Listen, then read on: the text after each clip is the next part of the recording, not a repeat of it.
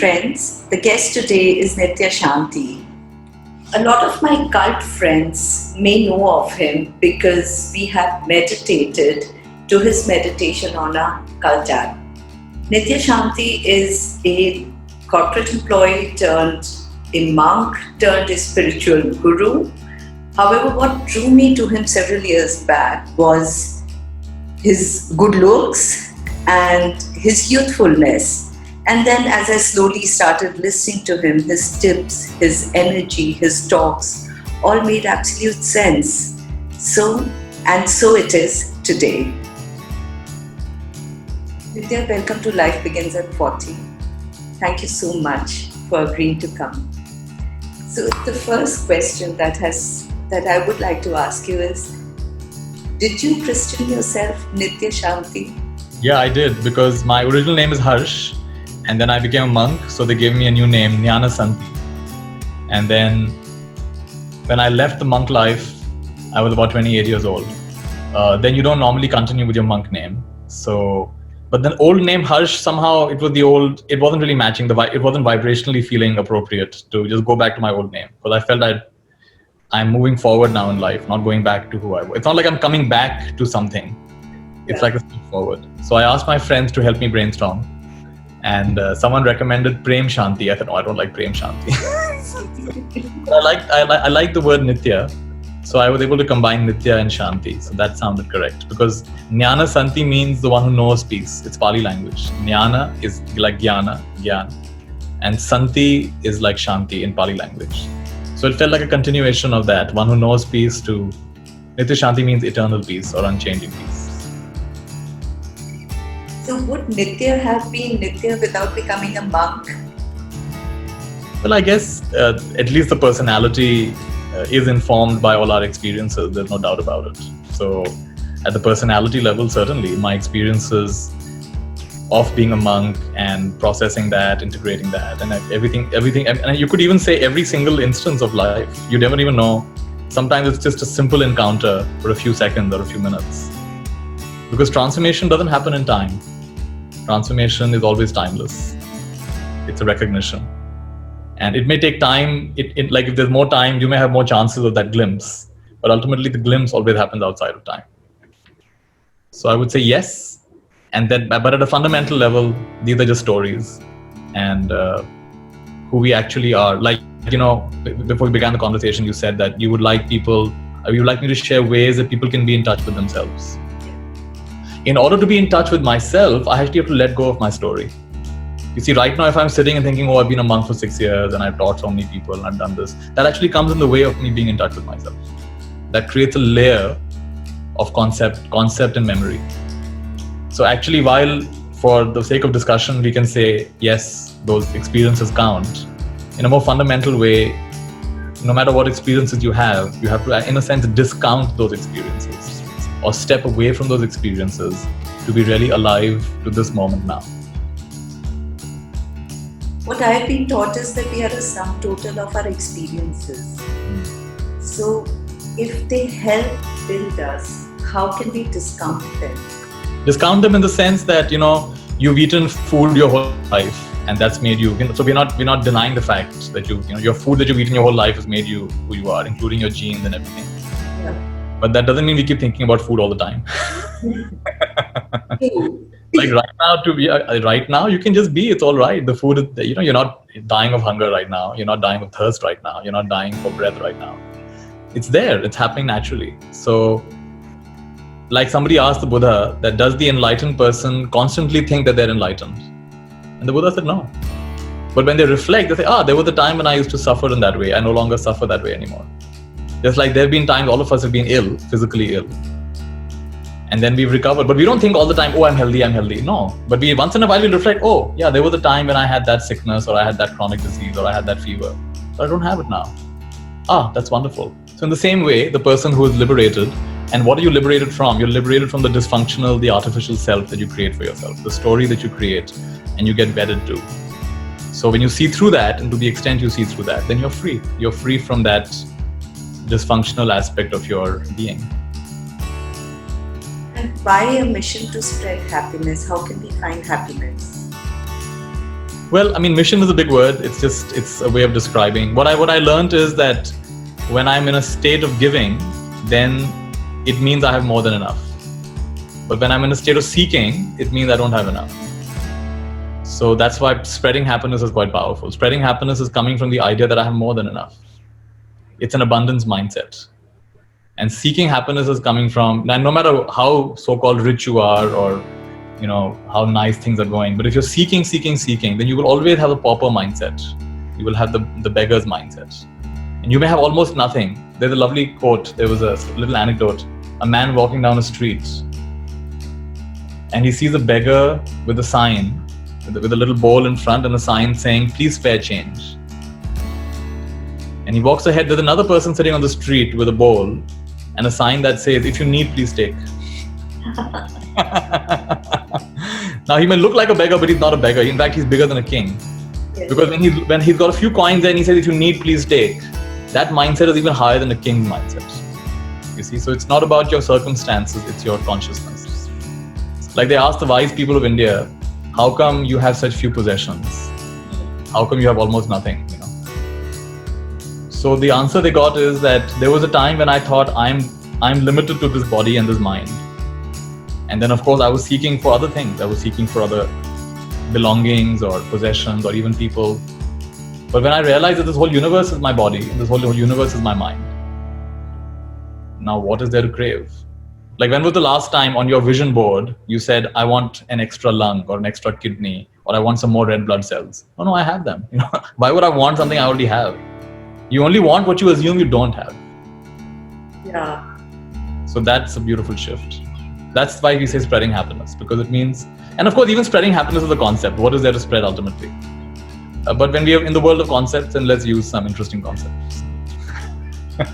So cool. So yeah, and in fact I recently made a vision board and I put a lot of things I want to do, and you just kind of, with what you said, I feel I don't need it any longer. No, you can still need, what you can do now with that vision board? Yeah. In a way, that's the whole purpose of a vision board anyway, is that you look at it and you feel super grateful like it's already so. In fact, recently someone called me from Rajasthan and he's feeling very dejected and disappointed that he's not able to get into any of the exams, the IAS exam. He's been trying for so many years, very dejected, very disappointed. So the only exercise I gave him, I said, make a list of 10 things you want to experience in your life, whether it's a great career or a great relationship or great health or live in a nice place, whatever it is you want to achieve in your life. Make a list of 10 such things. And then as you read each thing, close your eyes and for a minimum of 2 minutes, feel grateful like it's already happened. It's a 20-minute exercise. So feeling grateful. And then I said, write back to me. And he wrote back to me gushing, saying, "Oh wow, I can't believe I'm feeling so good. I'm feeling so light." In between my mind wandered, but it came back. And right now I'm feeling so light, so empowered. And all I did was shift his consciousness from lack, I'm missing, I don't have, to a sense of abundance. It's already so. So all states of consciousness are available. Just like right now, I could go to my browser. Pretty much all websites are available. It's just a few types away. In the same way, all states of consciousness are available. And this is something, as human beings, it is very important for us to realize this. Otherwise, we always live, no matter how educated you are and outwardly successful you are, inwardly you're like living in a small, what does Jesus Christ say? That in my Father's mansion, there are many. In my Father's home, there are many mansions, something like that. But basically it means that this is a mansion, this world is a mansion. And most of us are just living in the toilet or the kitchen or the living room. And we haven't realized there are so many other rooms to explore. And so my invitation is to become an adventurer of consciousness.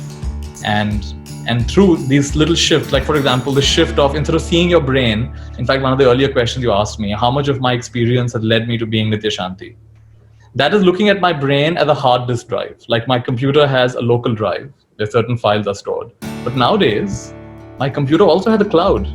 So I have iCloud and I have Google Drive and I have, Dropbox, and I can have a whole world of information there. And then beyond the cloud, there's the internet. So all of human experience is there. So if I start looking at my brain, not so much as a hard disk drive, but as a modem, this changes everything.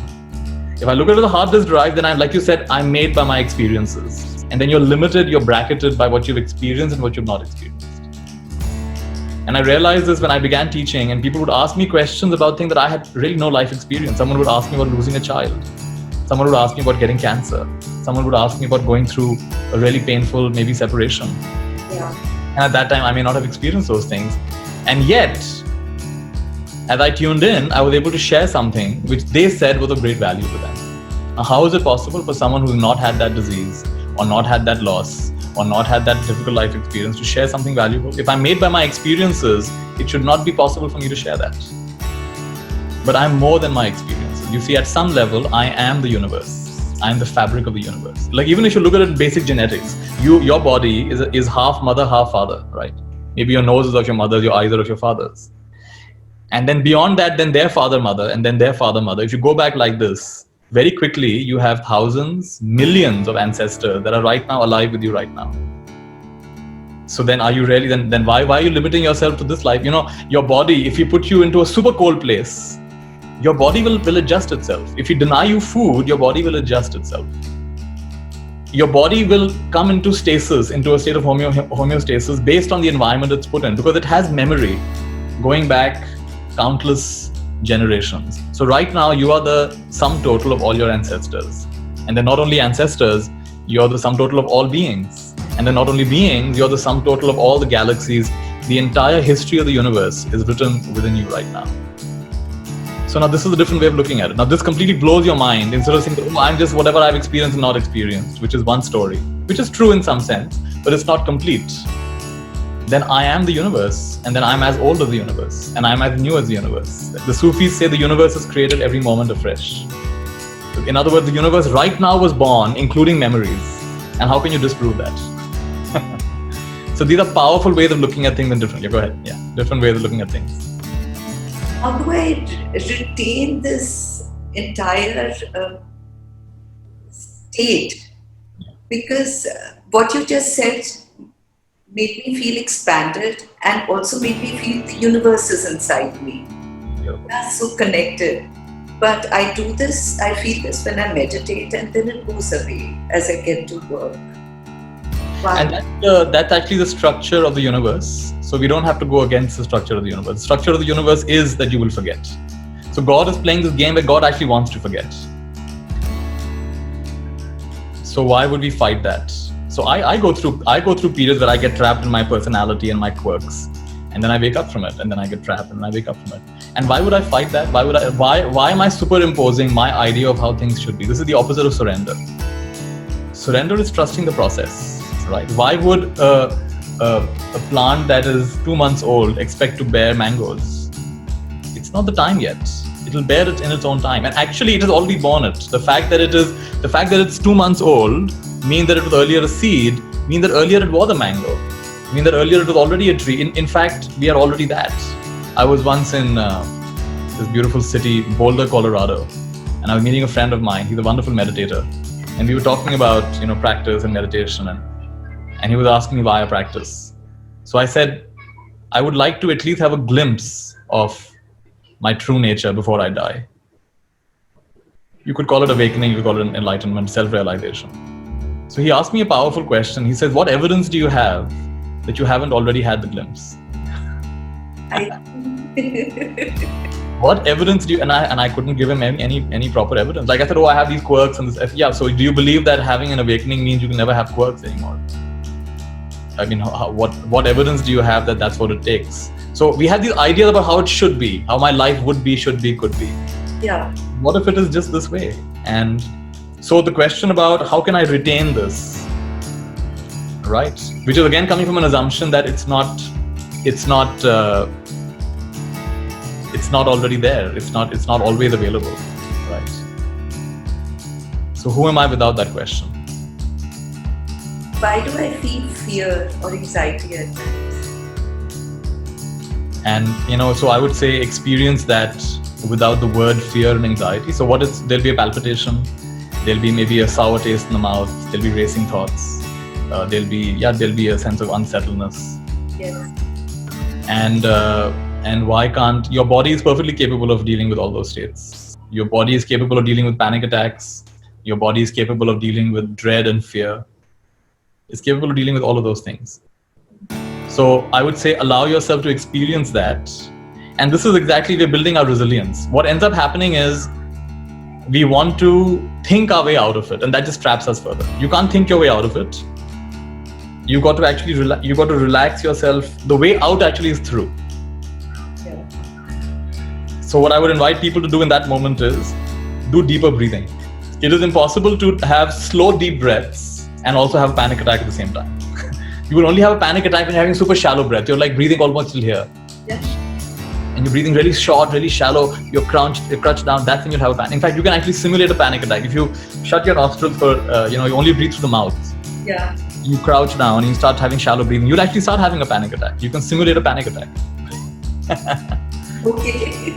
So if you straighten up and you start breathing deeper and you go into your experience, instead of thinking your way out of it, you feel it fully. Fully feeling your feelings is healing.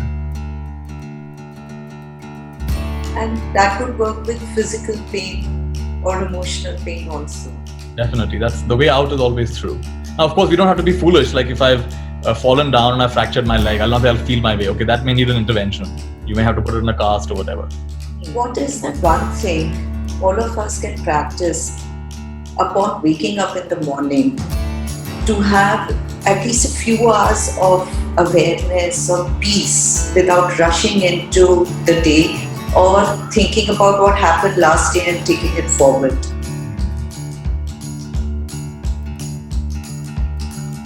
Yesterday I read an article, I have a journal, and I was just going through my journal, and this article talked about the importance of having long-term intentions and reminding ourselves of not just, we get stressed because there are so many short-term things to do. I mean, every one of us has a backlog of email, backlog of WhatsApp messages, because nowadays there are so many platforms, first of all. So you got to keep track of who's messaged me on Facebook, on Instagram, on WhatsApp, on Telegram, on email. Yeah. So right there you have stress, right? The unfinished business leads to stress at some level. There's so much to do. So it's nice to step back and remind ourselves of a long-term intention that we have. So for example, my long-term intention, which is also an immediate intention, is to take the journey from here to here. Okay. Right. And I want to, it's actually the journey of zero distance. Most of us are on a journey from here to somewhere. But having played that game enough, and so you did your education and you got your house and you got your car and you got a nice relationship and you got your kids and your kids are going to college. And now the next thing, you want your kids to get married and you want them to have kids. I mean, at what point are you ever going to be satisfied? At what point are you ever going to be fulfilled, right? So at some point, you got to see through this game. So my long-term intention is that everything I'm seeking in my life, I want to experience it right now in myself. So the way that I start my day is I do a practice called self-inquiry. When I wake up, the room appears, the day appears. And I just check for a moment. A moment back, there was no room and there was no day and there was no person and there was no Nitya Shanti. And suddenly this has appeared. So in a way, out of nothing, something has appeared. So I take a step back and I say, who is having this experience? I am. So who am I? And I stay with that mystery of not knowing who I am. So out of nowhere, a reality has superimposed itself on this mystery. Right? The foundation is actually a mystery. The foundation is I don't know. And from that I don't know, some idea had come, I have to do this today, I have to meet this person today, go there today. All of that has been superimposed. So the way I do it, I undercut that. So who is having this experience? That is actually a good practice, not only in the morning, throughout the day. You keep coming back. One very tangible way of doing it, right now you can do it with me, Sanjana. So as you're looking out in front, your eyes can be open. Notice that you can see probably your device, your laptop or whatever you have. You can see a room. You can even see some part of your body. But the one thing you can't see from a first person perspective is your own face. You may see it out there, but you can't see it here. We can't see our own face. This is very fascinating. We can see everybody else's face, but we can't see our own face. We always keep our face at a distance. Right now, it's at a distance of about 2 or 3 feet from me.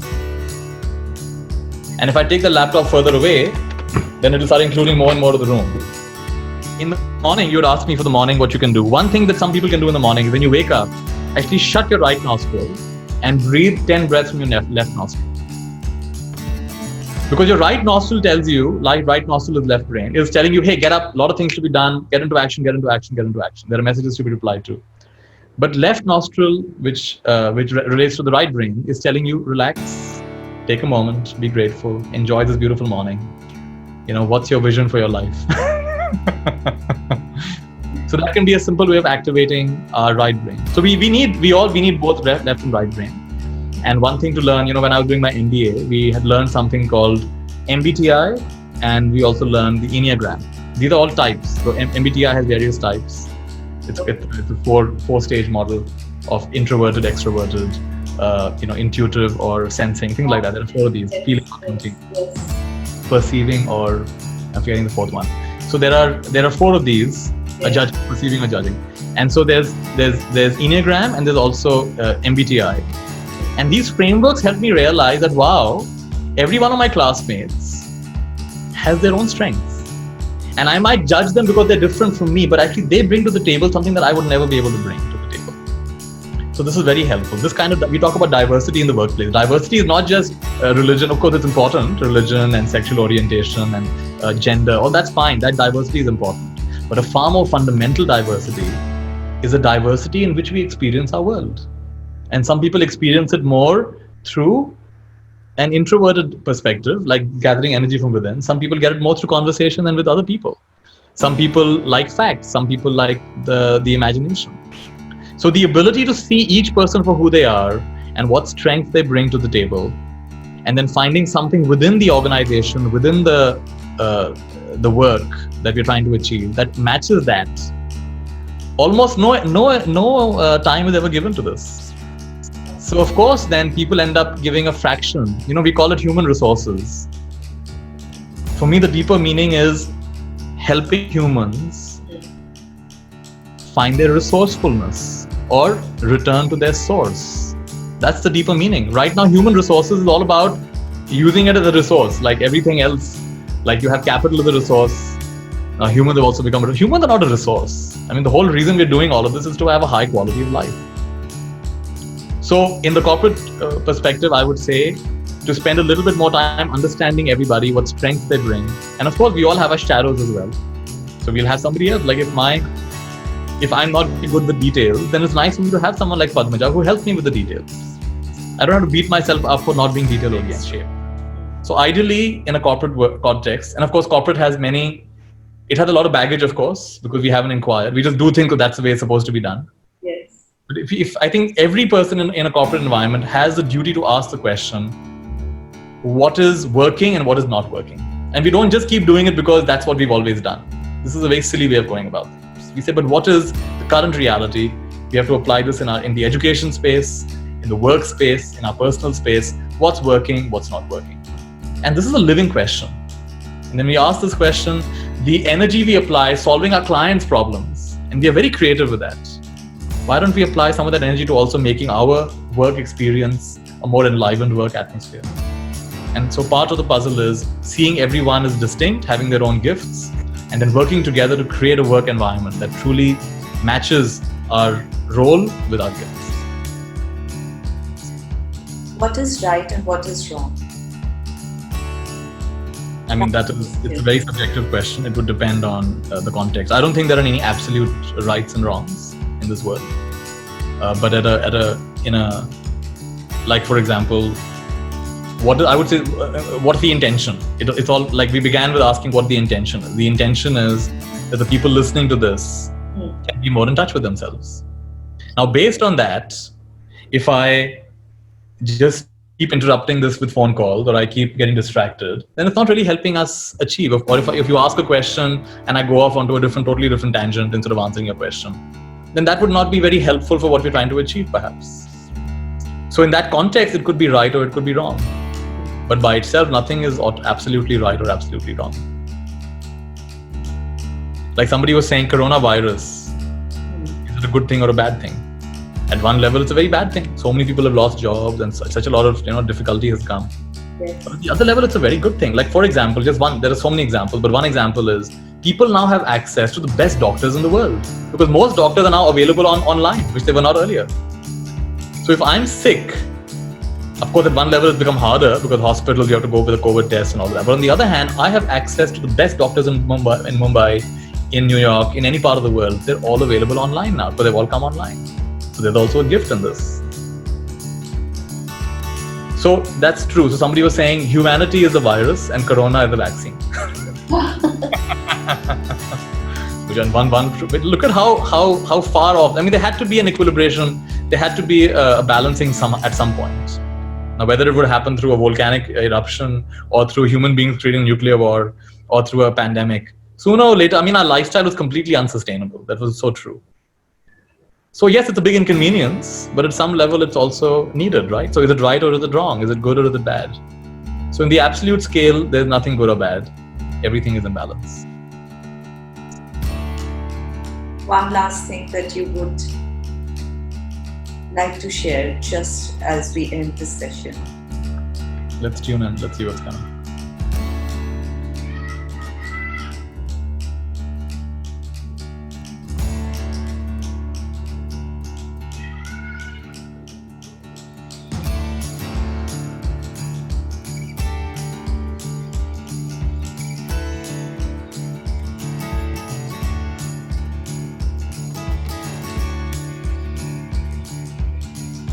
I'm reading a book called Soft Style, Conscious Awakening.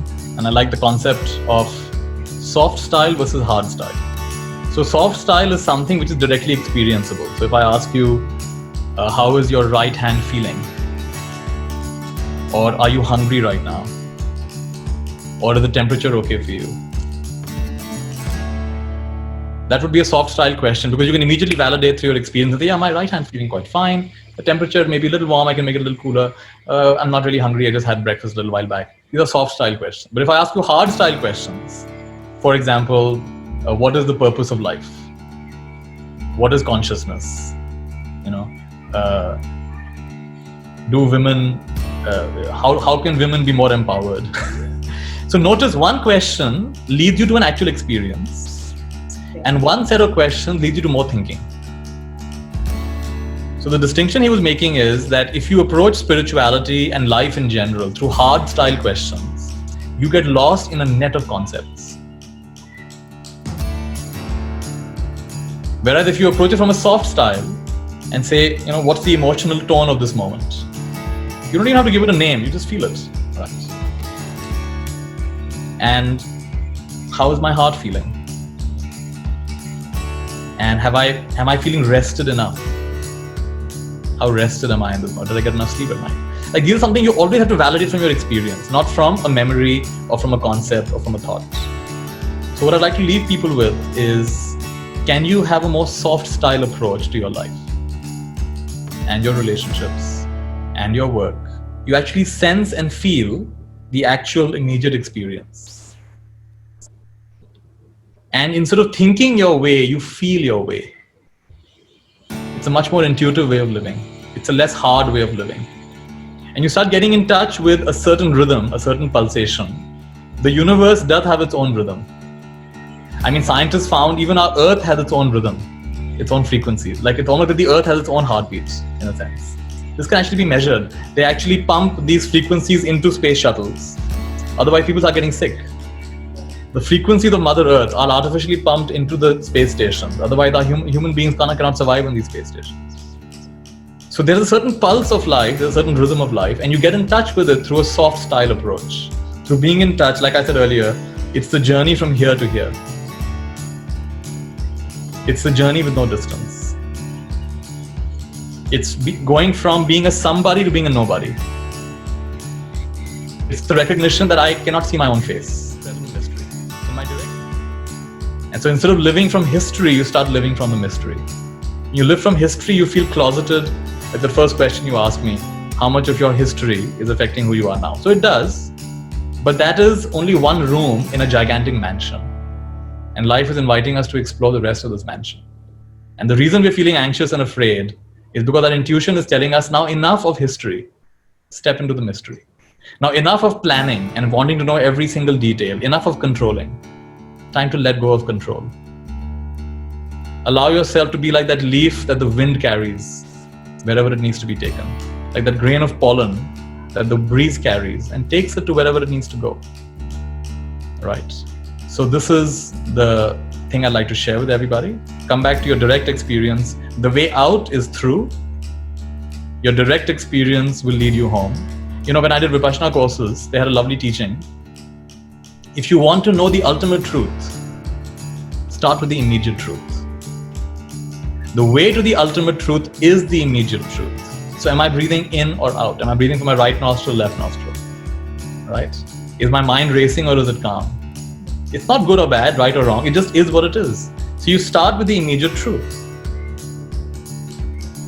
And that immediate truth met without judgment and comparison is the doorway to the next immediate truth, the next immediate truth, the next immediate truth. And this is what takes you to the ultimate truth.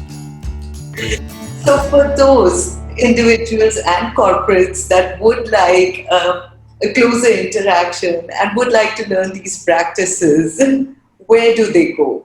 Is there a website? Is there anything that they can visit? You can find my website is nityashanti.com. I spell my name as with an H, Nithya. Yes. SANTI.com. They can go to nityashanti.com. Nowadays, it's a simple Google search away, isn't it? You can just search for it. Absolutely. Thank you so much again for your time. It's been an absolute honor and pleasure. Nice, Sanjana. All the best.